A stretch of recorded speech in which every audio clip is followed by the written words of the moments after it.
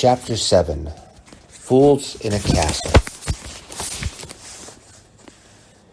The Harvard Lampoon is partly a humor magazine, published somewhere between 0 and 10 times a year, partly a secret society, but with rituals that are closer to an escape room than a fraternity, partly a funhouse filled with hidden rooms, moving panels, and very random objects, like the Skeksis thrown from the Dark Crystal, and partly a countercultural menace to Harvard and the city of Boston. The Lampoon once had John Wayne drive a tank through campus during the Vietnam War. My era had the less historic but more entertaining version. James Brown drove a monster truck across campus yelling, "Don't be a fool, stay in school!" We also hired a James Brown impersonator to hang out with the real James Brown, which made all the photos even more surreal than they were already. More than anything, though, the Lampoon is a place where aspiring comedy writers can spend all their free time with other aspiring comedy writers and try to make each other laugh. And it's one of the last places you can experiment as a comedy writer in print because virtually no one will ever read the magazine. Everyone who got on staff was the funny, weird, awkward, out-of-place kid at their high school. And suddenly, you found a dozen other people just like you and thought, why would I go anywhere else? It would be like if you were the only person in your high school who owned a ferret. And then you got to college and found a whole group dedicated to owning ferrets. You'd think, wow, I finally belong on an FBI watch list.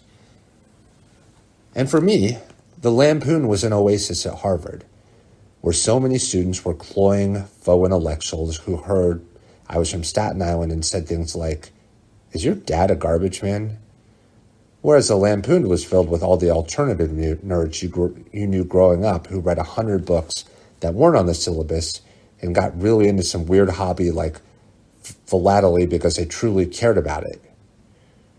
We were nerds who felt like outcasts even at a school full of nerds.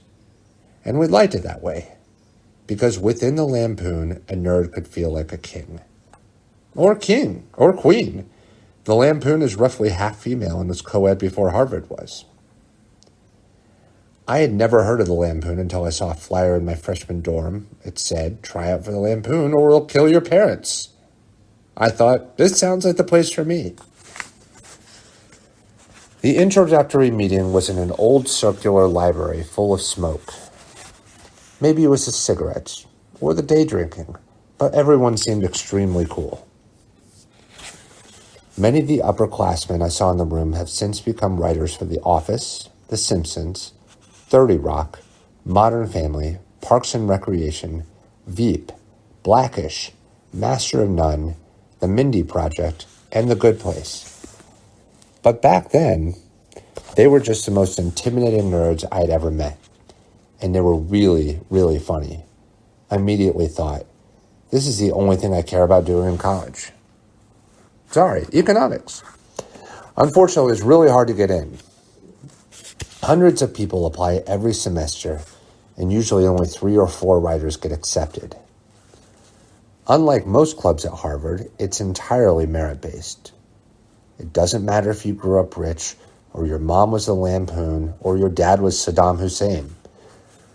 The writing submissions are disguised with fake names, so members vote purely on the content, not on the person submitting it. That's probably why, for the most part, the writers are not wealthy kids in legacies, but working and middle-class kids who are Jewish, Irish, Korean, Indian, African, Middle Eastern, and Australian. Basically every ethnicity that the founders of the Lampoon would have hated. Some still have hilariously old-time names like McDonald C. Bartels, a real person, but others have names like Aisha Muharar, Alice Jew, and Sakura Christmas, maybe one of the best names of all time. And getting accepted typically means writing every day for at least a year, sometimes 2 or 3. I wrote 30 pieces my first semester and got rejected. The next semester, I wrote 50 pieces and got rejected again. And you couldn't get published in the Lampoon unless you were a member, so I had no other outlet for my writing. I just had a folder with 80 pieces of trash in it. It was weird to have friends and family back home ask, "What are you doing in college?" And I would say, "Trying to write for the Lampoon." "So they won't let you write?" "Nope." "And this is a college humor magazine?" "Yep." "What about that kid in your class who's starting Facebook? Maybe you should work on that instead." "No way, Dad. Facebook's going nowhere. The real money is going to be in magazines." Cat. Oh, sorry. That was a different part. Part of the lore of the Lampoon is the building that houses the magazine. If you've ever walked down Mount Auburn Street in Cambridge and thought, "What is that creepy house with eyes and a mouth?" That is the Lampoon Castle. Castle is generous. Real castles might actually be offended. It was designed by an architect named Edmund March Wheelwright, who was once a city architect for all of Boston. The Lampoon was the last building he designed before he went insane and was committed to a mental institution. So it has a few flourishes of madness, like a spiral staircase that goes the wrong direction, plus the face on the front of the building, and a stained glass butthole in the back. Nothing says I'm heading to a mental institution like crafting an anus out of stained glass. It was financed mainly by William Randolph Hearst, who was a member of the Lampoon in 1884. He was expelled from Harvard for one of the Lampoon's first pranks. At the time, an organization called the Hasty Pudding Club gave out decorative pudding pots to their favorite professors. Hearst gave out chamber pots, which were pots you took a dump in, and he put his least favorite teacher's photos at the bottom of the pots. Hey, it was the 1880s. All the pot humor was based on actual pots. After he was expelled, they expunged his name from the academic records, and the only evidence of him being a Harvard student was his name on the masthead of the Lampoon. He and Isabella Stewart Gardner, an honorary Lampoon member, went on a trip around the world collecting precious artifacts. Side note, there's actually an art museum in Boston called the Isabella Stewart Gardner Museum, which I've been to, and is actually very pretty and very cool. Not just the art, but the actual building itself. They went on a trip around the world collecting precious artifacts. Oh, here we go. Everything she bought went to the Gardner Museum in Boston. Everything Hearst bought went to the Lampoon. Hearst also brought back a pet crocodile named Champagne Charlie. Then someone fed it champagne at a party and it died. Oh, and he started the Spanish-American War. That too. So, being inside the building is like visiting a museum where nothing is roped off. There's a priceless ornate cabinet in the Gardner Museum that's protected and pristine. And the same exact cabinet sits in the Lampoon. Only the door is broken and the drawers are full of rolling papers and cartoons of half men, half penises. When Ray Stantz describes Dana Barrett's apartment building in Ghostbusters as a huge superconductive antenna that was designed and built expressly for the purpose of pulling in and concentrating spiritual turbulence, that's what I think of when I'm in the Lampoon. Hardball host Chris Matthews once stopped by because he was moderating a debate in Boston. He looked around the building, then approached a 21-year-old me and whispered, "Where is this place in your dreams?" Might be the best and creepiest first line anyone has ever said to me. Yet it was also a very intuitive question. The building does still appear in my dreams, the way Neverland probably appeared in Peter Pan's dreams. The island, to be clear, not the ranch. As much as I believe there is magic anywhere in the world, I believe there is magic in the Lampoon. There is something deeply supernatural about the building. It feels like the last act of a possessed man before the devil leaves his body and he is reduced to a blabbering old husk of a human, seated dead-eye in his wheelchair, until he suddenly grabs a nurse's wrist and whispers to her, "My castle! Bring me to my castle!" No one lives there, but many people have effectively lived there because they were homeless, expelled from school, addicted to nitrous oxide, or had gone slowly insane in the building and were now afraid to leave. A paranoia perhaps exacerbated by the nitrous oxide. The third time I applied, After 18 months of writing constantly, I finally made it.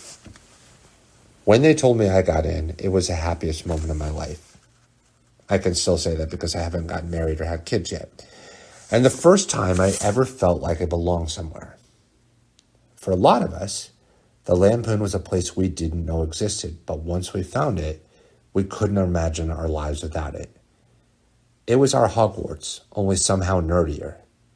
At least 3 of my friends wore capes, and they were human adults, not child wizards. I never wanted to leave that building, and for the most part, I never did. I spent about 80 hours a week at the Lampoon and took an approach I would later take at SNL. I wrote more than anyone else because I wanted to improve as fast as I could. I submitted dozens of pieces for every issue, and even if only a couple made it into the magazine, I was still learning from all the rejections too. My thought process was always keep writing new stuff. Don't worry about what gets accepted or rejected. Just keep moving forward and keep improving. Eventually, a way higher percentage of what I wrote got accepted, and over the course of my 2.5 years on staff, I had more than 100 pieces published in the magazine, maybe 2 of which still actually hold up. It was the first time I was willing to put 100% of my effort into one single pursuit without fear of failing, because I loved doing it so much that I couldn't focus on anything else. It's a miracle I graduated. There were also times when people took the Lampoon way too seriously and acted like huge dickheads to each other in the name of comedy. If you told a joke that didn't work, the seniors wouldn't just not laugh. They would look you in the eye and say, "That wasn't funny," which is so lame that it now, ironically, makes me laugh. I started overthinking things real fast, and I regressed to the childhood me who didn't speak for fear of saying the wrong thing. I also became a lot more closed off emotionally because the culture of the Lampoon was surprisingly stoic and severe. You never let your guard down because you were worried about someone exploiting it for a joke. I know that sounds awful, but at the time, I wasn't even aware of it. That's just how everyone operated. All of these downsides, by the way, are the exact same at SNL and in stand-up comedy. So maybe it was a perfect preparation? We all cared deeply about what we were doing to the point that it alienated us from friends who weren't on the Lampoon. I even missed my grandfather's funeral to turn in my final submission when I was applying, which is so strange and sad in retrospect. But joining the magazine was the most urgent goal in my life, and I was terrified of anything getting in the way. Here's how seriously people took the Lampoon. After I worked my way up from staff writer to a mid-level position, I was literally a janitor, I got elected president in my junior year, and the election took 14 hours to decide. That is longer than the election for president of the United States. But if I hadn't joined a group with that kind of zealotry, I wouldn't have developed as a writer as quickly as I did. That's why whenever someone asks me for advice about how to succeed in comedy, which is not very often, people are more likely to ask, "Is your hair real?" I tell them, find other people who care about comedy as much as you do, even to an unhealthy degree. That's why people join Second City in Chicago, or the Groundlings in LA, or Upright Citizens Brigade on either coast. Or why they make videos online with friends who are also funny and ambitious. No one in comedy, or any field really, succeeds in a vacuum. And the faster you find friends who challenge you and sometimes make you jealous, the faster you'll grow as a comedian and progress as a human. More than anything, I learned that comedy could be an actual job. Maybe that sounds like a minor revelation, but growing up, I had zero exposure to show business. When I watched SNL or Letterman as a kid, I understood that humans were involved in making those shows, but I never thought that I could be one of those humans. Everyone in my family is a firefighter or worked for the city. So before the Lampoon, my dream jobs were a doctor, lawyer, pizza model, or any city job that had a pension. Even now, my grandfather says that the greatest thing you can have in life is a pension. My living grandfather, not the grandfather whose funeral I skipped to write jokes. After the Lampoon, there was only one clear path. I was going to seal the Declaration of Independence.